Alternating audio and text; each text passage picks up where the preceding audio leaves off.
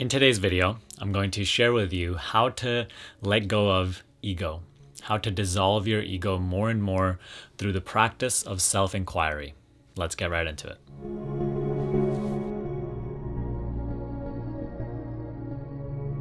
So I do want to mention that the purpose of today's video is not going to be create your own reality or manifestation.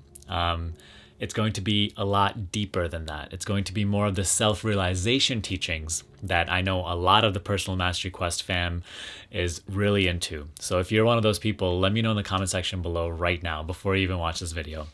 All right. Today we're going to be discussing Sri Ramana Maharshi's teachings and Who Am I and Be As You Are. These two books that greatly impacted me on my journey just this year. And I want to talk to you about how to let go of ego, which is a funny thing because, and I'm going to actually direct this video through Sri Ramana's teachings. And the reason I say it's a funny thing is because Sri Ramana says that the ego has no existence. The ego does not exist. The ego is a false concept bought into. The I, the sense of I, the sense of individuality, right, is the first thought. And that is the root of ego. And the rest of all assumptions and thoughts that feed the ego, which are thoughts of separation and thoughts of I am this and not that, I want this and not that, make the ego stronger and stronger and stronger. But the ego itself has no existence.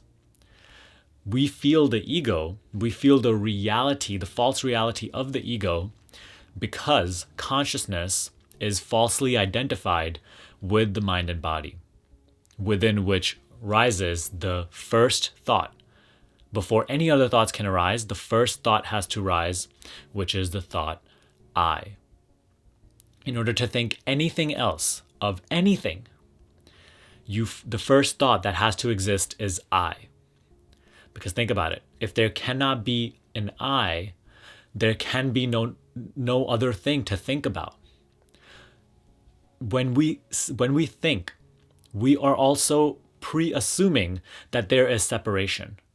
In order to think, in order to be an individual, an individuated ego, we're also assuming that there is separation, that there is another. And only when there is another or something else, when there is separation, can we actually think. Because then, only then, there is a thinker and then something that the thinker can think about. If it's just one consciousness, one thing, then it cannot think. It cannot perceive of itself in an objectified manner. Okay, I know we're getting a little abstract, but I'll try to simplify it a little bit more. So, in this way, to think anything about anything else, there needs to be separation.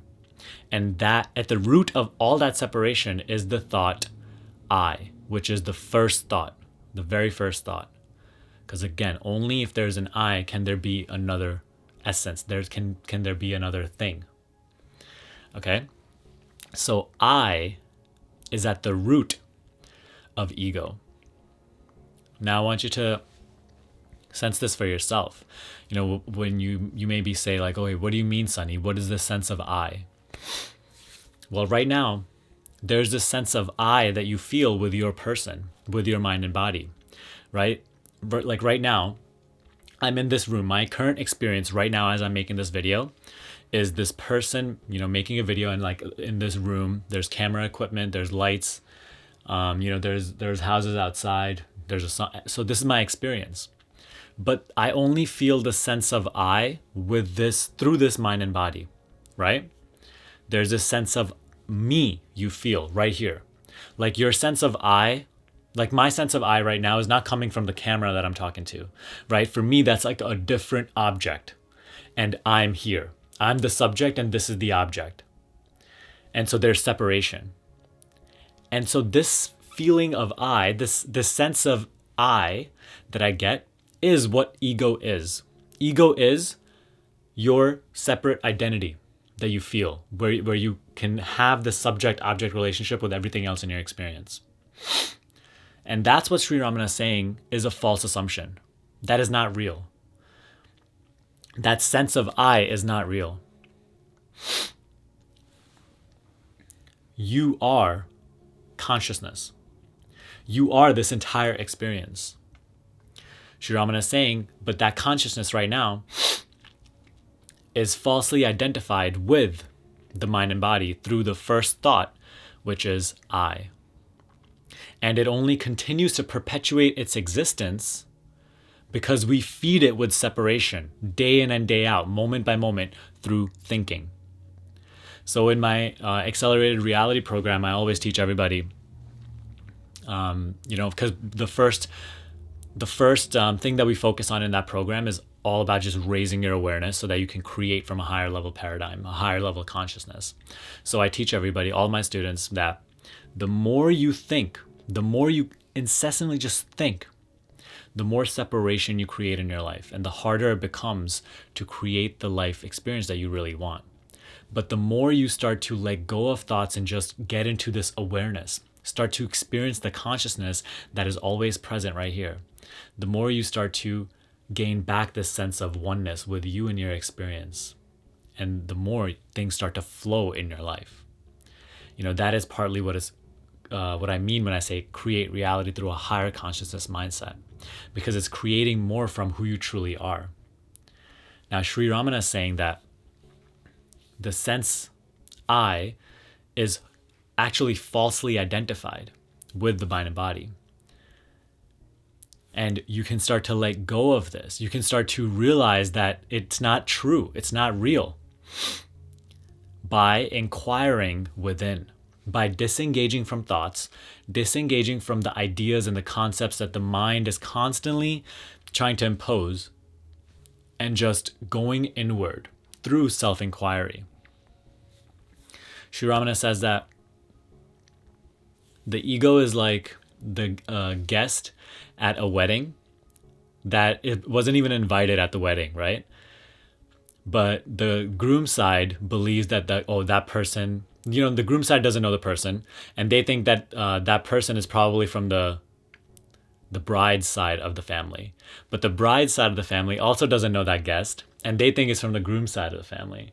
And nobody knows who this person is, but they're just going around and, having the best time. Only when you begin to question that uninvited guest does he seem to just start to disappear, just flee. Because let's say the uninvited guest starts to realize that people are catching on to how the fact that he's not even invited. As soon as he gets a sense of that, he flees because he doesn't want to get caught. So just like that, your ego, your sense of I, continues to maintain itself and perpetuate its own existence because you fail to question it, Sri Ramana said. And the more we begin to question it, the more it automatically just disappears because it has no existence of its own.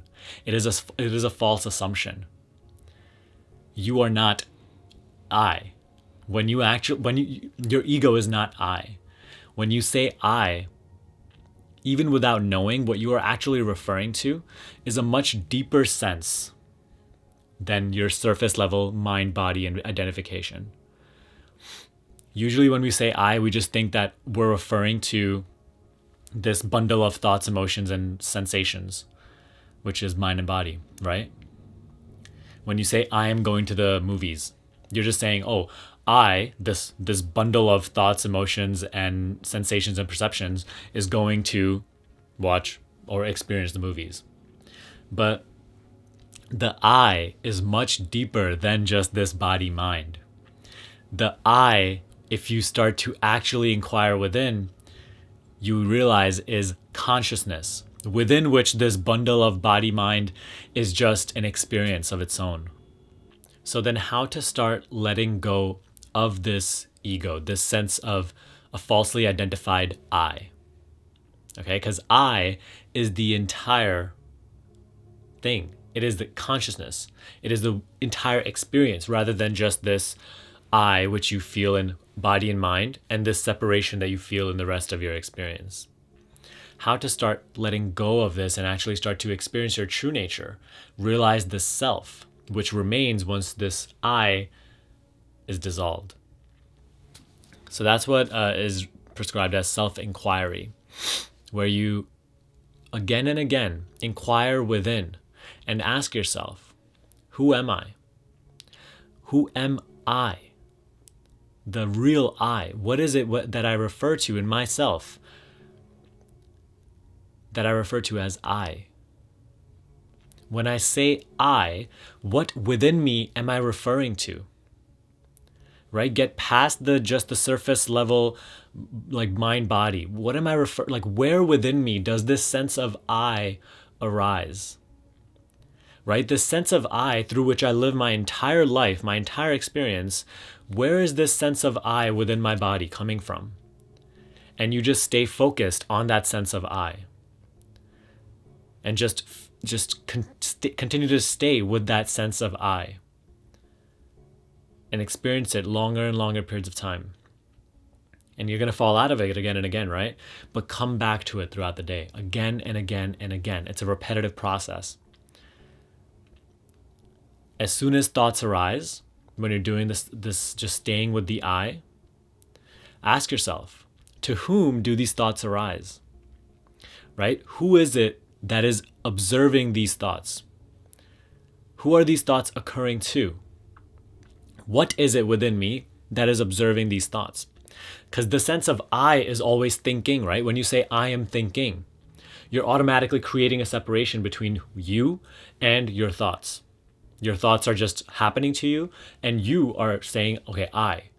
Then what is it that I, right? What's that I that you are referring to that is thinking?